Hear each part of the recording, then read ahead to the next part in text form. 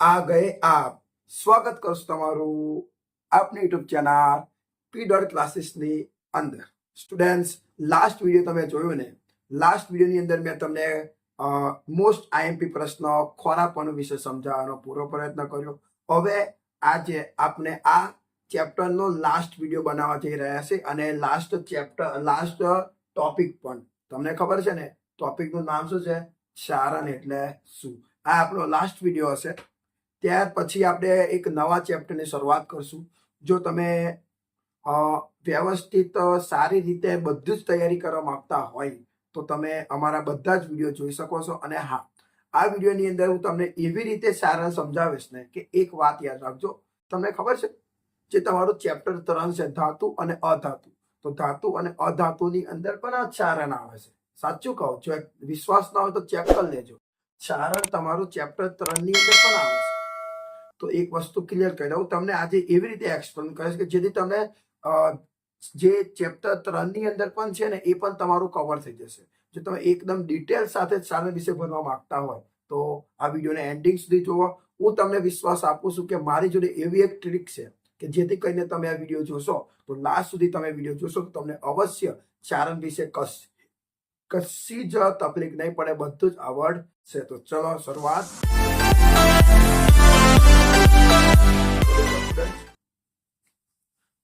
ચારણ એટલે કેવું હોય? પહેલા તો એક વસ્તુ કહો, ચારણ એટલે કાટ લાગવું, એટલું તમે સમજી લો। ચારણ એટલે શું?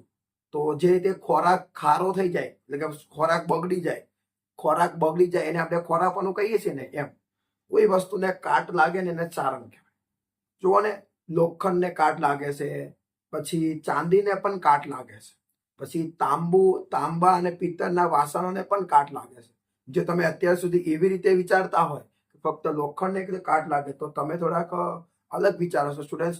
લોખંડને તો કાટ લાગે જ છે, સાચી વાત છે, પરંતુ બીજા વસ્તુને પણ કાટ લાગે છે। તો જો હું તમને હવે એક ચિત્ર દ્વારા સમજાવવાનો પ્રયત્ન કરીશ। તમારી સામે એક પિક્ચર પણ આવશે, એને પણ તમે જોતા રહેજો। તો જુઓ સ્ટુડન્ટ્સ, લોખંડ હોય ને, લોખંડ હોય કે લોખંડમાંથી બનેલી વસ્તુ હોય, જ્યારે એને કાટ લાગે એટલે જ્યારે એનું ચારણ થાય, બરાબર ને, ત્યારે એના પર કથ્થાઈ રંગ એટલે કે એકદમ કેવો કહો, છીકની જેવો કથ્થાઈ લાલાશ પડતો રંગ આવી જાય છે। તમે જોઈ શકો છો ફોટાની અંદર કે એકદમ કથ્થાઈ રંગ જેવો તમને દેખાતો હશે। તો તમારા મનમાં પ્રશ્ન થાય કે સાહેબ આવું કેમ થાય? તો હું તમને સમજાવું।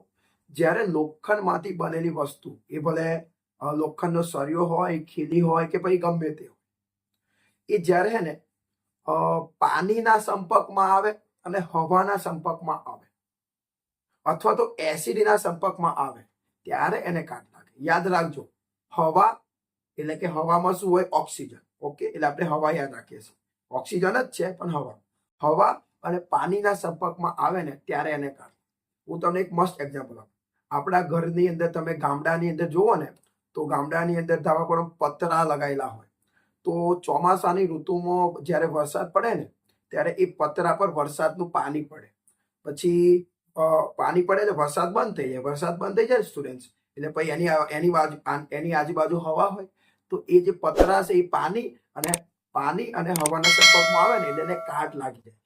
નવા તો એકદમ ચમકતા હોય એવા હોય, પણ થોડા ટાઈમ પછી એને પણ કાટ લાગી જાય। તો આ રીતે લોખંડની વસ્તુને કાટ લાગે, પાણી અને હવાના સંપર્કમાં આવે ત્યારે।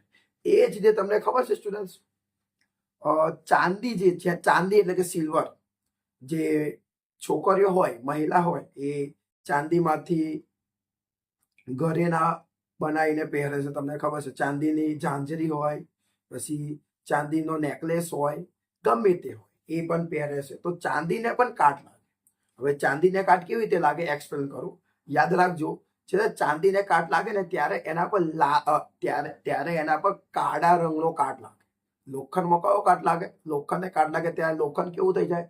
એકદમ લાલાશ પડતો કથ્થાઈ રંગ થઈ જાય, કથ્થાઈ રંગ।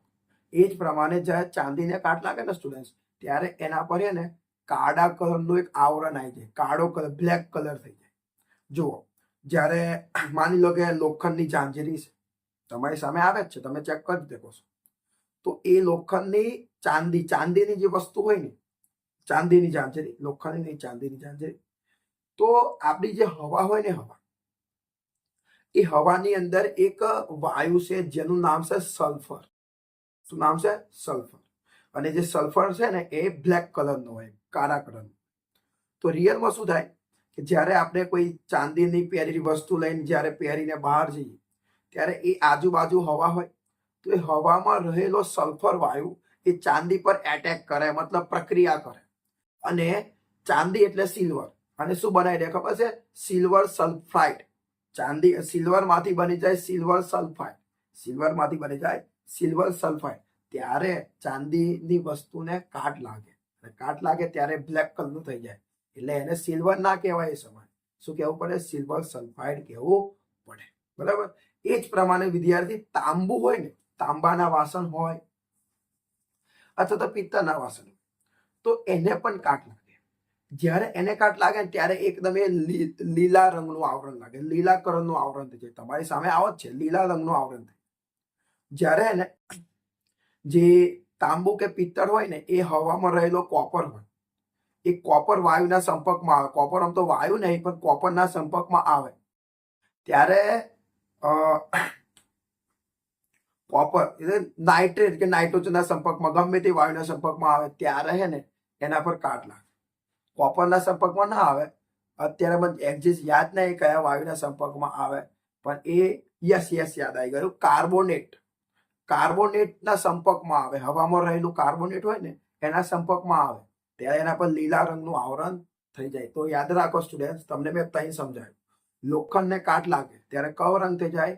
લાલાશ પડતો કથ્થાઈ રંગ. શા માટે લાગે?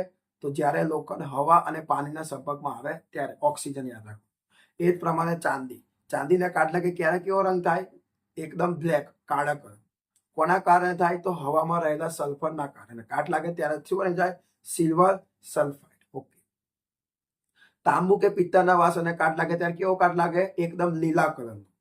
કોના કારણે લાગે? તો હવામાં રહેલા કાર્બોનેટના કારણે કાટ લાગે છે. તો સ્ટુડન્ટ, આ દરેક વસ્તુને કાટ લાગે છે. સમજ્યા તમે? હવે આટલું તમે ખ્યાલ આવી ગયો. બરાબર.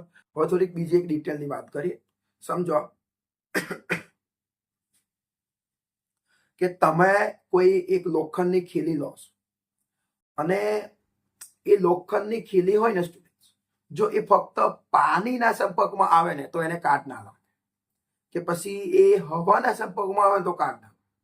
એ બંનેના સંપર્કમાં આવે છે. મતલબ હવા પણ હવાના સંપર્કમાં પણ આવવું જોઈએ અને પાણીના સંપર્કમાં પણ આવે ત્યારે જ એને કાટ લાગે, બાકી એને કાટ લાગવાનો નથી. તમે આ પ્રવૃત્તિ જોઈ શકો છો. જુઓ, ત્યાં કસનળી આપેલી છે, એ તરત કસનળીમાં લોખંડની ખીલી છે. પણ તમે જે પહેલી કસનળીમાં જુઓ તો આમાં એવી એક કસનળી છે કે જેને કાટ લાગશે. જે ખીલી હવા અને પાણી બંનેના સંપર્કમાં છે ને, એ બી સી જે કસનળી છે એમાં જે ખીલી હવા અને પાણી બંનેના સંપર્કમાં છે ને એને જ કાટ લાગશે. તમે જવાબ આપો કે આ ત્રણમાંથી કઈ કસનળીને કાટ લાગે છે? મેં તમને કીધું હવા અને પાણી બંનેના સંપર્કમાં હોવું જોઈએ. તો સ્ટુડન્ટ, આ રીતે તમારે ચારણ રાખવાનું. ચારણ એટલે કાટ લાગવું. ઓકે. પરીક્ષાની અંદર તમને પ્રશ્ન પૂછાય કે ચારણ વિશે ટૂંક નોંધ લખો, તો તમારે આ રીતે લખવાનું. આનાથી પણ વધારે લખી શકાય છે. તો ચલો એક જોઈએ આપણે કે લખ્યું છે. પેલા તમારે પોઈન્ટ મારવાનો. ચારણ એવું લખ્યું છે કે એસિડ અને ભેજની હાજરી, એસિડ હોય તો એસિડ અથવા તો ભેજ એટલે પાણીની હાજરીમાં કોઈ પદાર્થને કાટ લાગે છે. એસિડ અથવા પાણીની હાજરીમાં કોઈ પદાર્થને કાટ લાગે છે. આ કાટ લાગવાની ક્રિયાને ચારણ કહે છે. કીધું ને કે જે કાટ લાગે એને શું કહેવાય? ચારણ કહે છે. જુઓ, આટલાને કાટ લાગે. નંબર 1, લોખંડને કાટ લાગે છે. નંબર 2, ચાંદીને કાટ લાગે છે. મેં તમને કીધું લોખંડને કથ્થાઈ રંગનો લાગે, ચાંદીને બ્લેક કલરનો, કાળા કલરનો. તાંબુ કે પિત્તળના વાસણો પર લીલા રંગનો કાટ લાગે છે. અહીંયા તમારે લખો તો લખાય. લોખંડને કાટ લાગે છે ત્યારે તે લાલાશ પડતો કથ્થાઈ રંગ ધરાવે છે.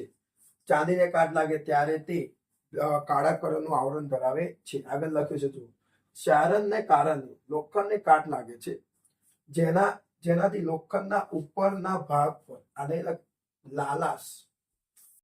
લાલાશ પડતા કથ્થાઈ રંગનો પાવડર જમા થાય જાય છે, જેને લોખંડનું કટાવ શું કહેવાય? લોખંડનું કટાવ અથવા ચારણ કહે છે. આ પ્રક્રિયાને ચારણ કહે છે. આગળ લખ્યું છે કે લોખંડના ભાગો જેવા કે પાઇપ, લોખંડની પાઇપ હોય તો પણ એને કાટ લાગે, સળિયાને કાટ લાગે, ખીલીને કાટ લાગે, કોઈ કાર હોય તો એ કારના સાધનોને પણ કાટ લાગે, બરાબર, વગેરેને કાટ લાગે છે. ત્યારે નુકસાન પણ થાય છે અને ખર્ચો પણ વધે છે. ખર્ચો પણ થાય જ છે, બરાબર. હવે જો કાટ ન લાગે એના માટે આપણે શું કરવું? ચારણ ન થાય એના લખીએ. ચારણને અટકાવવા માટે લોખંડ પર રંગ કરવામાં આવે છે. તમે લોખંડની કોઈ વસ્તુ હોય, આપણા ઘરે લોખંડની બારી હોય તો એને કલર કરી દો, કલર કરો, રંગ લગાડો તો એને કાટ નહીં લાગે. લોખંડના બહારના હોય એને કલર કરો, કાટ નહીં લાગે. પછી લોખંડના ખાટલા હોય એને પણ કલર કરો, કાટ નહીં લાગે, એવું પણ બને. અથવા તો તેલ લગાડવામાં આવે જેને ગેલ્વેનાઇઝેશન કહે છે, તો તેલ લગાડો તમે તો પણ એને કાટ લાગે નહીં. પછી એક બીજું છે કે તમારી જોડે જો લોખંડના પતરા હોય ને તો એમાં એને ઝીંક ધાતુને ઉમેરો કરવામાં આવે ને ગેલ્વેનાઇઝિંગ કહેવાય. એવું કરીને પણ તમે કાટ ન લાગે એવું કરી શકો, ચારણ ન થાય એવું કરી શકો છો. તો સ્ટુડન્ટ્સ, આ ટોપિકમાં કંઈ વધારે નથી, આટલું જ છે. તમારે આટલું યાદ રાખી લેવાનું અને પરીક્ષામાં પૂછાય તો આ રીતે તમારે લખવું જોઈએ. વ્યાખ્યા લખવાની, દાખલા તરીકે ઉદાહરણ, પછી જે ચાલતું હોય વ્યવસ્થિત લખવાનું, છેલ્લે લખવાનું, અટકાવવાના ઉપાયો તમારે લખવા પડે. તો આ વિડીયોની અંદર બસ આટલું સ્ટુડન્ટ્સ. આશા રાખું છું કે તમને આ વિડીયો સારું લાગ્યું હશે. અને આપણે ટોટલી આ ચેપ્ટર જે છે પહેલું ચેપ્ટરના લગભગ 10 લેક્ચર બનાવ્યા છે. આ 10મો લેક્ચર છે, એનો ધ એન્ડ થયો છે. મેં તમને આ ચેપ્ટરનો દરેકે દરેક ટોપિક કરાવ્યું છે. જો તમને મારા તરફથી આઈએમપી જોતું હોય તો તમને આટલું આઈએમપી આપું કે તમારે પહેલા તો એને સહયોગીકરણ પ્રક્રિયા વ્યવસ્થિત કરવી જોઈએ. આ વખતે બોર્ડમાં પૂછે. પછી વિઘટન પ્રક્રિયા કરવી જોઈએ, 2 થઈ. પછી વિસ્થાપન પ્રક્રિયા કરો, દ્વિવિસ્થાપન ન કરો તો ચાલી જાય. પછી રેડોક્સ પ્રક્રિયા કરો અને ખોરાપણું કરો. અને જો ટાઈમ મળે ને તો પેલો સોપાણ વાળું અસંતુલિત પ્રક્રિયાને સમતુલિત કરતા શીખાડેલી ને એ પણ તમારે કરવી જોઈએ. આટલું તમારા માટે ઇમ્પોર્ટન્ટ વસ્તુ કહેવાય. જો તમને વિડીયો ગમ્યો હોય તો વિડીયોને લાઈક કરી દેજો. અને હા, ચેનલ સબસ્ક્રાઇબ ન કરો તો ચેનલને સબસ્ક્રાઇબ કરી દેજો, વિડીયોને શેર કરી દેજો. અને હવે આપણે એક નવા પ્રકરણની શરૂઆત કરશું. જો તમે જે ઈચ્છતા હોય તમે કમેન્ટ કરશો તો કમેન્ટ દ્વારા તમે મને જણાવો. હું તમારી કમેન્ટના આધારે એ વિડીયો જરૂરથી બનાવીશ. તમે જે પણ કહેવા માંગતા હોય તમે કહેજો, અમે તમારા માટે 100% એ વસ્તુ કરશું. તો ચલો સ્ટુડન્ટ્સ, મળીએ હવે આવતા વિડીયોની અંદર. હવે લગભગ આવતો વિડીયો તો હવે આપણો ઇંગ્લિશનો આવશે, કેમ કે આપણે 3 વિડીયો બનાવી દીધા વિજ્ઞાનના, બરાબર. હવે આપણે ઇંગ્લિશનો વિડીયો જોવાનો છે. ત્યાર પછી આવતા અઠવાડિયે ફરીથી વિજ્ઞાન, પછી ફરીથી ઇંગ્લિશ, ફરીથી વિજ્ઞાન, ફરીથી ઇંગ્લિશ. આ રીતે દરેકે દરેક લેક્ચર હવેથી આવશે. તો મહેનત કરતા રહો, આગળ વધતા રહો. હું તમારી સાથે છું.